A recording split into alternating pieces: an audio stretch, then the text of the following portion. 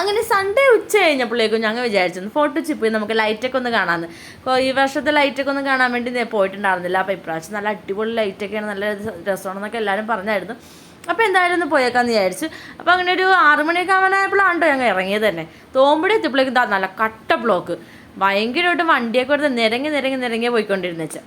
പിന്നെ ഒരുവിധം ഓരോന്നിൻ്റെയൊക്കെ ഇടയിൽ കൂടെ കുത്തിക്കേറ്റി ഞങ്ങൾ അവസാനം അമ്മയുടെയൊക്കെ വീട്ടിലെത്തി. മൂലംകുഴി ചെന്നു. ആദ്യം അങ്ങോട്ടേക്ക് പോയത്. അവിടെ ചെന്ന് കഴിഞ്ഞ് അവിടെ എല്ലാവരെയും കണ്ട് കഴിഞ്ഞിട്ട് പിന്നെ നേരെ ഫോട്ടോച്ച് ബീച്ചിലോട്ട് അല്ലെങ്കിൽ ഫോട്ടോച്ച് വെള്ളി ഗ്രൗണ്ടിലോട്ടൊക്കെ പോകാമെന്ന് വിചാരിച്ചു. അങ്ങനെ നേരെ അവിടെ ചെന്ന് കഴിഞ്ഞപ്പോഴേക്കും അവിടെ ആൻറ്റി മാത്രം ഉണ്ടായിരുന്നുള്ളൂ കേട്ടോ. ആദ്യം അങ്കിളൊക്കെ പുറത്ത് പോയിക്കായിരുന്നു, അതേപോലെ കസിൻസൊക്കെ പുറത്ത് പോയിക്കായിരുന്നു. അവരൊക്കെ ഒന്നും എത്തിയിട്ടുണ്ടായിരുന്നില്ല.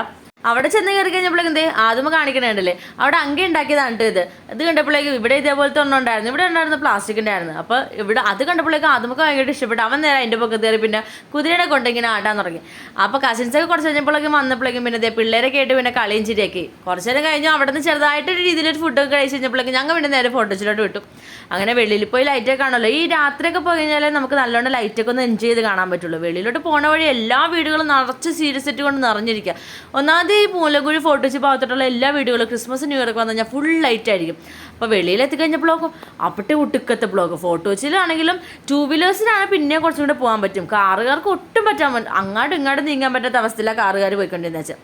ഒരുവിധമൊക്കെ ഞങ്ങളും കുത്തിക്കയറ്റി ഓരോ ഇടയിൽ കൂടെയൊക്കെ പോയി പോലീസുകാർ നല്ലോണമൊക്കെ സഹായിക്കുന്നുണ്ട് കേട്ടോ. അവർ ഓരോരുത്തരെയൊക്കെ കടത്തി വിടുന്നുണ്ടായിരുന്നു മര്യാദക്കൊക്കെ. അങ്ങനെ ഞങ്ങൾ നേരെ വെളി ഗ്രൗണ്ടിലെത്തി. വെളി ഗ്രൗണ്ടിലാണെങ്കിൽ നിറച്ച ആൾക്കാരായിരുന്നു, നല്ല തിരക്കുണ്ടായിരുന്നു, അത്യാവശ്യം നല്ല തിരക്കുണ്ടായിരുന്നു. സൺഡേ കൂടി ആയതുകൊണ്ട് തന്നെ ഒരു ദിവസമാണല്ലോ, അപ്പോൾ അതുകൊണ്ട് ഒരുപാട് ആൾക്കാർ വന്നിട്ടുണ്ടായിരുന്നു. അവിടെ ഇഷ്ടമായ സ്റ്റാളുകളൊക്കെ ഉണ്ടായിരുന്നു കേട്ടോ. അപ്പോൾ നമുക്ക് അവിടെ അവർ പലതരത്തിലുള്ള ഫുഡുകളൊക്കെ കൊടുക്കുന്നുണ്ടായിരുന്നു. ഐസ്ക്രീം ആവട്ടെ, വേറെ എന്തെങ്കിലും പല സാധനങ്ങൾ കൊടുക്കുന്നുണ്ടായിരുന്നു. ഞങ്ങൾ പക്ഷേ നേരെ ആദ്യമേ ലൈറ്റ് കാണാൻ വേണ്ടി പോയത്. മെയിൻ അട്രാക്ഷൻ എന്ന് പറഞ്ഞാൽ ലൈറ്റാണല്ലോ. ആ ട്രീയിൽ ആ ലൈറ്റ് മൊത്തം നിറഞ്ഞിരിക്കണം കാണാം. എന്താ ഭംഗി! ഇതാണ് ഫോട്ടോച്ചിൽ ഏറ്റവും വലിയ അട്രാക്ഷൻ. ന്യൂ ഇയർ ആയിക്കോട്ടെ ക്രിസ്മസ് ആയിക്കോട്ടെ, ഫോട്ടോച്ചിലെ ഏറ്റവും വലിയ അട്രാക്ഷൻ എന്ന് പറഞ്ഞാൽ ഈ ഒരു ലൈറ്റ് തന്നെ. ഈ ഒരു ട്രീയിൽ അവരിടുന്ന ലൈറ്റ്, അത് ഭയങ്കര അട്രാക്ഷൻ. അതേപോലെ തന്നെ ഭയങ്കര ഭംഗിയാണ് കാണാനായിട്ട്.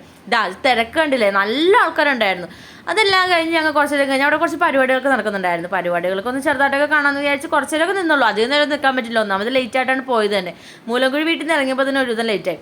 അങ്ങനെ കുറച്ചൊരു പരിപാടികൾ കണ്ടു.